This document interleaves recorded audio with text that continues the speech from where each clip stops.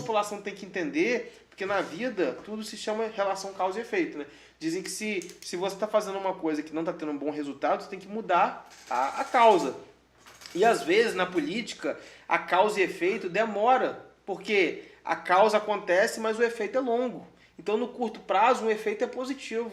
É que nem o cara que está tendo uma dor de cabeça ou alguma coisa, e o cara toma um remédio, melhora essa dor. Mas qual que é a causa dessa dor? Certeza. Entendeu? Você toma morfina. Pô, você quer tomar morfina toda hora. Né? Por exemplo, a pessoa que toma um remédio para dormir. Ela quer tomar um remédio para dormir e virou viciada em remédio para dormir, que não consegue dormir sem remédio. Cara, o efeito é bom hoje, mas será que no longo prazo é bom? Então isso que, né? O que você acha sobre isso, Matheus? O que eu acho sobre isso, inclusive, é que a gente tem que ter uma visão mais como pró-país. Acho que posso dizer até que seria uma visão mais patriota. Pensar mais longo prazo, o que a gente consegue fazer realmente sustentável. Agora, quando eu digo... O que são as nossas oportunidades, você fala? As nossas... Então, quando eu digo a gente, até seguindo nessa linha do que você estava falando de alocando o dinheiro público de forma errada, incentivando de forma errada, eles fazerem o que a gente pode fazer para ser melhor para a nossa nação, não, como você disse, o curto prazo, mas a longo prazo.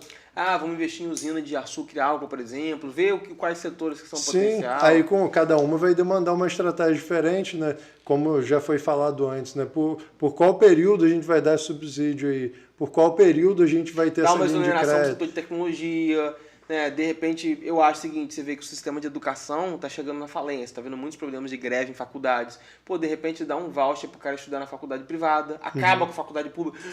Acaba com a faculdade pública. É polêmica, acaba, cara. Por quê? Uma faculdade pública, você sabe quanto que custa um aluno na faculdade pública hoje? Você pega uma FRJ da vida, você pega um aluno ali e sai por 15 mil reais. Dependendo do curso, sai por 10 mil reais por mês, cara. Sabia disso? Não. Um aluno ali vai sair por mais de 10 mil reais por mês. Aí eu pergunto, um país que às vezes o cara que é rico tem condição... Eu estudei na FRJ, por exemplo. Não sou rico, mas... tem muita gente com menos condição que eu que estudou lá.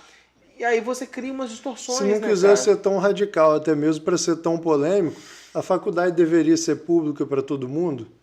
Ou quem tem condições de pagar não poderia pagar? Mas é uma coisa, por exemplo, quais são os cursos de faculdade privada que você tem com a mesma qualidade? Não, mas aí o cara pode passar para público e paga. Não tem nenhuma, cara. O cara passa para público e paga. É isso que a gente está falando. Ele passar para pública e se ele tem condições, se a família tem renda, ele deveria pagar. Paga o imposto, por exemplo, o governo. Você tem condição, você passou para você quer fazer na pública, pode fazer, mas você vai pagar de imposto por mês 3 mil reais por mês para fazer faculdade de qualidade. Cara, sei lá, eu vejo, por exemplo, eu vejo o seguinte, a classe média no Brasil, ela é a que mais sofre em todos os sentidos. E eu digo por quê. Calma aí. A classe pobre também. Calma aí, cara. Presta atenção. Quem que sustenta o imposto de renda nacional? Quem classe média. Classe média que sustenta o imposto de renda nacional. Certo ou errado, André? Certo. Classe média sustenta o imposto de renda nacional. Aí é a classe média. Mas a classe média gera o imposto também. Você pega um servidor público e classe média. Calma aí. O servidor público gera imposto pra gente pagar. Calma aí. Isso é assim... Não, mas ele é uma consequência, ele não é a causa. O servidor público... O servidor é uma consequência do sistema do Estado, ele não é a causa. O servidor público que é a classe média, ele é o cara que gera imposto pra gente pagar. Mas ele é uma consequência do sistema. Agora o momento que o pau quebra, que vocês falaram, né? Não, eu tô falando assim, botando pingo nos is. Ele às vezes concorda e discorda só para poder, no vídeo, a gente ter um corte e ganhar uma audiência.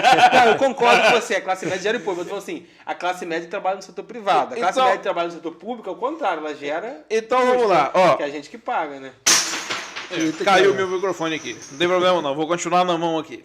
Olha só, a classe média... Ficou quente o negócio A classe média, ela paga o imposto de renda todo. Certo ou errado? Certo.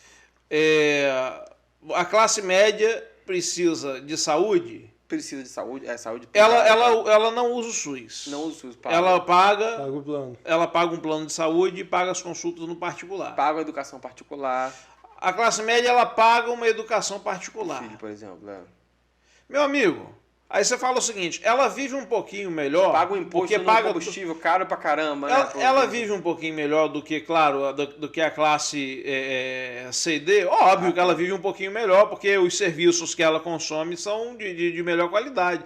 Porém, tudo que a classe média ganha é para poder pagar as necessidades básicas de que ela tem. E tem uma música que é muito engraçada, que ele fala assim, a música até que é uma crítica ao capitalismo, que ele fala, sou classe média, eu creio em tudo que eu assisto, que eu vejo no jornal, viajo pouco, no máximo um pacote CVC trianual, e porra, é isso aí, porque o cara ele paga imposto de renda, ele paga o plano de saúde, paga a parcela cara do carro. Ele paga tudo. E pra ele ter, cara... Só que aí seria paga INSS de repente.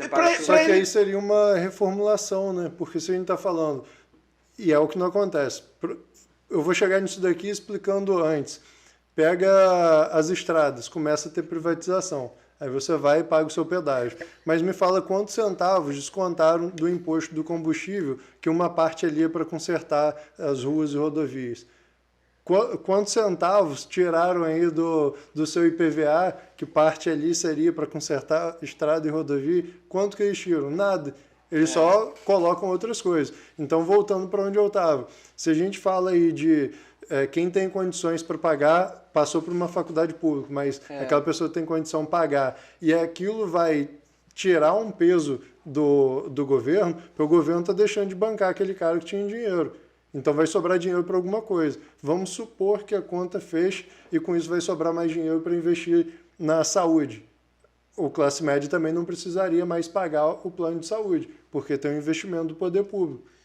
Não, isso que você falou é muito sério. Envolve muita coisa, né? É um equilíbrio. Isso que você falou, eu acho que é o seguinte. A gente está num país que a gente, como é commodity, a gente vive muito com base em ciclo. A gente pegou um período ali de 2003, 2007... que o petróleo subiu, o minério subiu e tal. Ali era oportunidade de o país arrebentar. Porque se ele pegasse isso e investisse de fato, tivesse uma educação de qualidade, top, investisse em pesquisa e tecnologia, pra caramba, investisse em infraestrutura, sem corrupção, porque teve muito problema de obra pública, muito problema de refinaria, Aí você quer ver uma coisa? O macro é uma consequência do micro. Você pega, por exemplo, a gente não tem acesso às informações tanto federal, vamos pegar municipal. Você pega a nossa cidade, por exemplo. Quando foi o período de bonança da nossa cidade, o que a gente fez? Você pega, por exemplo, um CEPOP foi 70 milhões de reais. Aí, se você, 70 milhões de reais. Aí se você chega, por exemplo, para qualquer político hoje, você chega, por exemplo, para qualquer prefeito, por exemplo, eu não acompanho muito, eu não sou político, mas eu lembro que da última vez teve um debate que foi o Rafael Diniz, eu acho. Aí você vai, todos eles são a mesma conversa. Mas com que dinheiro? Eu não tenho dinheiro para fazer. Tudo bem, pode ser que hoje teve um período de crise. Mas eu pergunto, cara, para uma cidade paupérrima como a nossa, gastar 70 milhões num CEPOP, aí eu pergunto, qual é a renda mensal que o CEPOP gera para a cidade? Quantos empregos mensal o CEPOP gera? O que o CEPOP produz para a cidade? E o que daria para fazer? Perfeito. Então, o que acontece? Nosso país é o seguinte, não adianta na crise, quando o petróleo estava $26, que foi há pouco tempo, 2014, 2015, o minério chegou a $60, agora está 100 e porrada.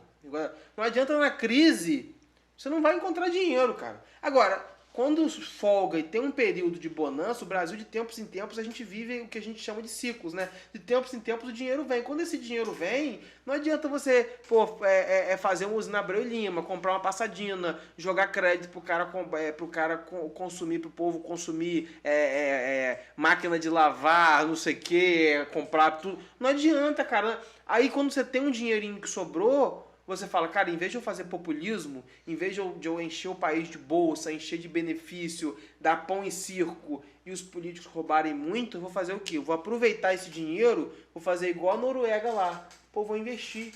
Mesmo que você não vai investir no país, pô, vou fazer um fundo soberano igual a Noruega, vou investir em vários setores. Sim. Investe, cara. Eu vou investir em educação, saúde, pesquisa. Vou fazer uma pesquisa. Agora, o que não dá para fazer, igual aconteceu nas obras públicas, teve até no mercado financeiro, teve um cara que falou de estrangeiro.